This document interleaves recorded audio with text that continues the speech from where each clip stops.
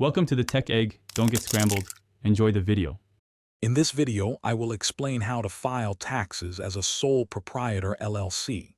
First, understand that the IRS generally treats a single-member LLC as a disregarded entity, meaning profits and losses are reported on your personal tax return. You'll primarily use Schedule C, Form 1040, to report your business income and expenses. This pass-through taxation simplifies things, but requires diligent record-keeping. We'll cover the specific forms and strategies to ensure a smooth filing process. When filing as a sole proprietor LLC, Form 1040 is your starting point for personal income. Schedule C is crucial. It's where you detail all your business income and deductible expenses, leading to your net profit or loss. This net figure then flows to your Form 1040.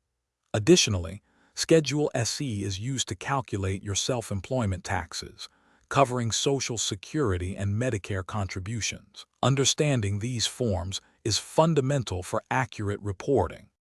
Maximizing deductions is key to lowering your tax liability.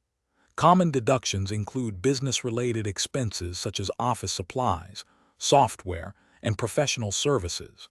If you use a portion of your home exclusively for business, you can deduct home office expenses. Don't forget vehicle expenses, either by mileage or actual costs. Health insurance premiums and contributions to self-employed retirement plans, like a SEP IRA, can also significantly reduce your taxable income. As a sole proprietor LLC, you're likely responsible for paying estimated taxes quarterly, typically using Form 1040 ES, if you expect to owe at least $1,000 in tax. This helps avoid penalties at year-end. Always keep thorough records of all income and expenses throughout the year.